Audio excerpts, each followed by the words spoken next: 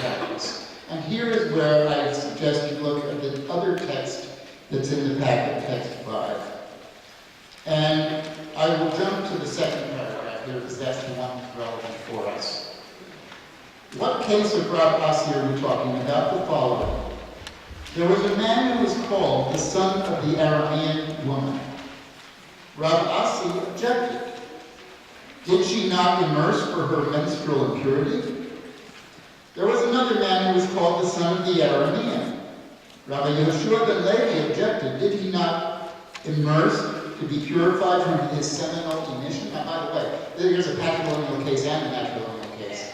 But what the common denominator of them is that somebody is passing as Jewish in the community with no formal conversion. And they have a child, okay? And either Rav Asi or Rabbi Yehoshua ben Levi says, well, you know, they go to mikveh regularly. Isn't that enough? Now, let's peel away what's beneath these arguments. It's two factors. One essential factor is the fact that immersion is itself one of the ingredients for conversion. Okay? The other essential factor is that here, by what they are doing as a habitual practice, they are showing that they have accepted the discipline of the Jewish community. So they are practicing Jews, and part of being practicing Jews happens to be doing, for some other reason, that very action, which in a conversion context counts for conversion. So even though they're not doing it with the intention, I'm doing this to change my status, someone else can look on that and say, well, it works. Okay. Now, it could be a luck, okay? It could be a luck. After the fact. Not that we should do this in advance on purpose to begin with, but if it's been done, if it happened, that the person is doing this, then you look at this and you say, this works. Okay. Not your recommended practice of changing. So if your purpose is to change somebody's identity, you don't recommend this at the outset. But if this is what they did, then you can, and they say, look, I'm not going to do what you would do because I already consider myself Jewish. Then you can call on this circumstance to say that works. Okay. The fourth principle. The coincidence of the requirements for conversion with the requirements for living a Jewish life. Okay? Now, we said what those requirements were. They were receiving the commandments, circumcision, and immersion. The normal Jewish routine contains these ingredients. So if there's a doubt as to whether they're Jewish or not, you can say that the wear and tear works to rub away the questionable factors, and they become Jewish in the long run by being in a healthy, functioning Jewish community. But a healthy, functioning Jewish community has to have immersion for the whole community as part of its practice in order for this logic to work.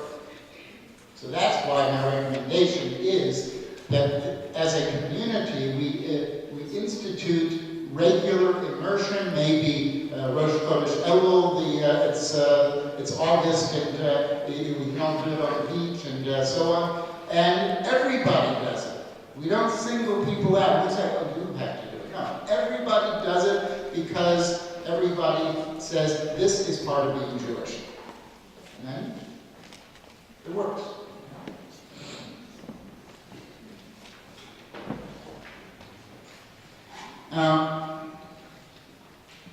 Why then is there a conversion process and a conversion ceremony in the first place? We can just do it this way. And in what Rabbi Tucker said about the different kinds of people, there are people with no Jewish parents. There are people who come from a totally non-Jewish place who change their identity. Okay? And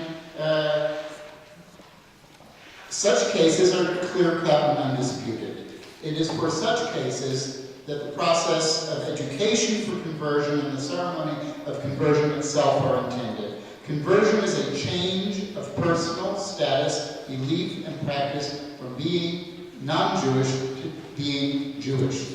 It is clearly appropriate for the person who is unambiguously non-Jewish to begin with. It is of debatable appropriateness in the case of a person who is Jewish by some criteria and not others, or who is clearly and unequivocally Jewish subjectively in their eyes, in the eyes of certain people around them, but not in the eyes of other members of the Jewish community. And my suggestion is meant, the pluralistic dimension of my suggestion is that different people might regard the status of this person differently at the outset, but if we all engage in this together, then we have a halachic rationale for agreeing after the process on what we disagreed before the process. The one will say, well, this person is Jewish already, and they're just doing what everybody else does Jewishly. Another person will say, well, you know, I didn't regard this person as Jewish originally, but by this rationale, well, yeah, you can say that according to Ravasi, it works, and so now I have a reason to do what I should have done in the first place, which is to vote for the unity of the Jewish community. Okay. This leads me to mention a paradox that was pointed out by Rabbi Avinoam Sharon, the Masorti rabbi in Israel. He says that once someone is a patrilineal Jew, they can never become halachically Jewish, because the conversion process that you ask them to undergo is invalid, because they cannot do it with the proper kavanah. The only proper kavanah for conversion is, I consider myself non-Jewish before and Jewish after. So he said that there's just no way at all that these people will become Jewish, and the split in the Jewish people is irremediable. That's a real danger. Okay? That's the danger that we are trying to avoid. Okay? And I'm suggesting this is a possible way of getting there. Maybe a thought experiment that even if we say, well, my question's about it, maybe entertaining it will get us to another place where we'll see things a little differently. And by fifth principle, Jewish subgroups with different outlooks on matters concerning both of them should find ways of acting that does not violate the principles or self-understanding of either. And I think that I just said why I think this does. Because the ones who are halakhically stricter, who say, well, you know, you may be bending a few things, there's going to be a problem, and so on, and we wouldn't do it from the outset, but okay, we'll go along with it. So the principle of universal immersion does not require the more liberal factions either that they give up their view that patrilineal Jews are validly Jewish to begin with, nor does it require the conservative factions they give up their view that they undergo this change through immersion. Okay. Whether any, if they accept the other parts of my rationale, both groups will agree that after universal immersion has been adopted in practice, any difference in status between Jews with one Jewish parent and Jews with two Jewish parents, whether any such difference was present to begin with or not, is now moot and has been swept into the past. And that's what I want to do. I want to sweep these differences into the past, change the topic of conversation. Indeed, this is my closing, the purist could argue that no Jew knows the purity of his or her lineage. It is clear from the testimony of the Talmud that there were some individuals who were passing as Jews in the 3rd century and no formal conversion took place. And they're just the ones whose existence left some trace in recorded history on the page of the Talmud. We may presume that those who went unrecorded were far more. If we include those who were converted but whose conversions would not have passed the current Israeli chief rabbinate standards, the proportion will no doubt be much higher. It is likely the case that every Jew in the world today possesses some of the genetic heritage of all these different kinds of questionable Jews. The mitochondria of unconverted non-Jewish ancestresses are very likely percolating in all of our cells. Think about it. By a formalist criterion, one that would require a formal conversion ceremony to mark every change of status, we are all of doubtful status.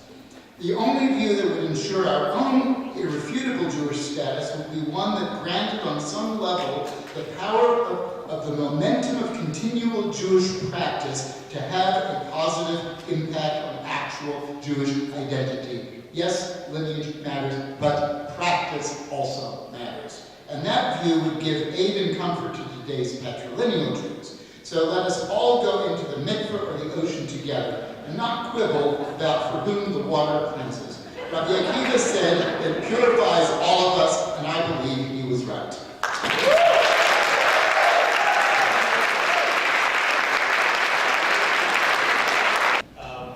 First I'll address the question of the Jewish community. If I said that, I had no intention of saying that because hopefully my other comments showed that I realized that there was no one Jewish community, no one Jewish upbringing, so you can scratch that with the record, you can erase it from the tape. That's clear. This actually I want to address something that's the Yud issue. First of all, there's some people who go to the mikveh actually every single day, not only once a week.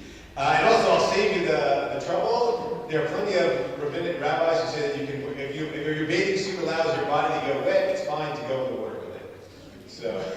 So we can go to the ocean, have a barbecue on the beach, do it, I told them this one thing, the whole idea of intention.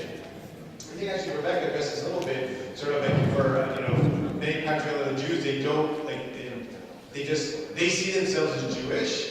And sort of they don't feel a need to do anything else. And Lenny also addresses of a patrilineal Jew couldn't convert, in that sense. I actually think that maybe there might be some need to be a little creative here.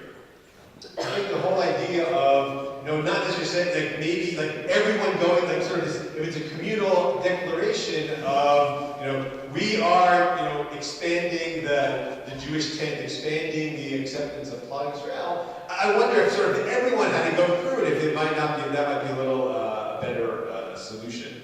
About the 6th grade mikvah, I don't have any details about it, but I haven't heard, a rabbi being arrested yet for something like that. So my guess is that there was either done with permission, with, underwater breathing apparatus, whatever they did. My guess is that it was done in an acceptable manner. Were there parents, it is the second hand, but were there parents who objected to it? There very well may have been, but at least his rabbi friend, who was a close friend and rabbi of my own, said that this is what he does every year.